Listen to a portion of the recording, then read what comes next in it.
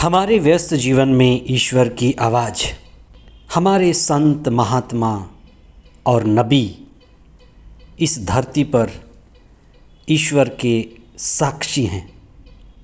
वे विपरीत परिस्थिति में भी ईश्वर से जुड़े रहे और वे हमें ईश्वर से जुड़े रहने के लिए प्रेरित करते हैं। 40 का 5वां सप्ताह 22 मार्च 2024 शुक्रवार। पहला पाठ नबी यिर्मयाह का ग्रंथ अध्याय 20 पद संख्याएं 10 से 13 तक और संत योहन का सुसमाचार अध्याय 10 पद संख्याएं 31 से 42 तक।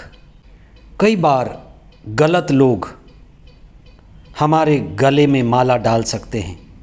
वे हमारे लिए ताली बजा सकते हैं और नारा लगा सकते हैं।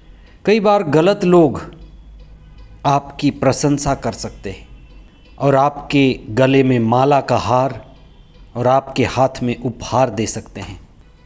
यही लोग कुछ समय के बाद आपको पत्थर मार सकते हैं। यही लोग कुछ समय बाद तिरस्कार और अपमान कर सकते हैं। आज के सुसमाचार में ईसा के साथ ऐसे ही बात घटित हुई। ईसा कई अच्छे कार्य कर रहे थे। उनके कार्यों के साथ चिन्ह, चमत्कार, चंगाई, अपदूतों का निकलना ये प्रकट हो रहा था। लेकिन लोग उन्हें पत्थरों से मारने के लिए तैयार हो गए, क्योंकि ईसा ने कहा कि वे पिता ईश्वर के द्वारा भेजे हुए पुत्र हैं और ईश्वर के संदेशवाहक हैं। लोग ईसा पर और उनके द्वारा किए जाने वाले कार्य को स्वीकार नहीं कर पाए, क्योंकि वे ईसा से जलते थे। कई बार जो ज्ञान हम इस दुनिया में सीखते हैं, दुनिया का ज्ञान, दुनिया की मान्यताएं, भ्रांतियां हमें सत्य से दूर ले जाती हैं। फरीसियों और शास्त्रियों ने ईसा की शिक्षा को स्वीकार नहीं किया। उनको स्वीकार नहीं कर पाने का कारण उनकी पुरानी मान्यताएं थीं। ईसा ने जो बात कही उसके अनुसार उन्होंने कहा कि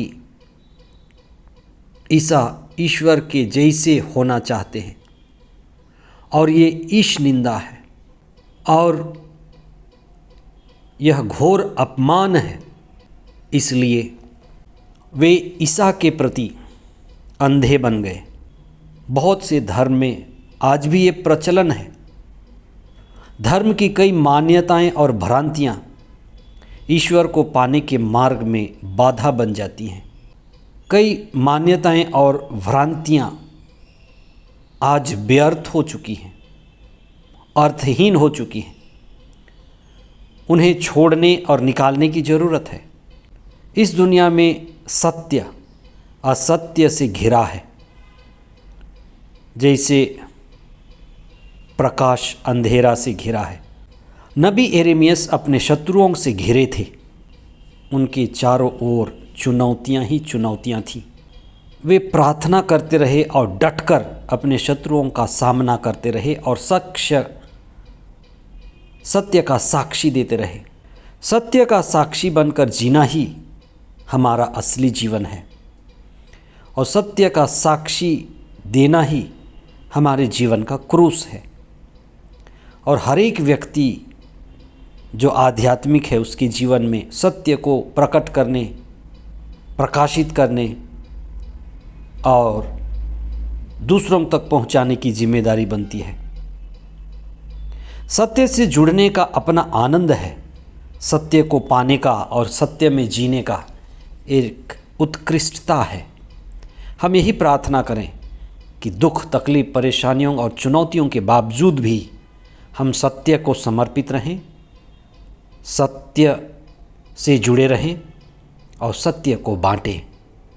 आमीन।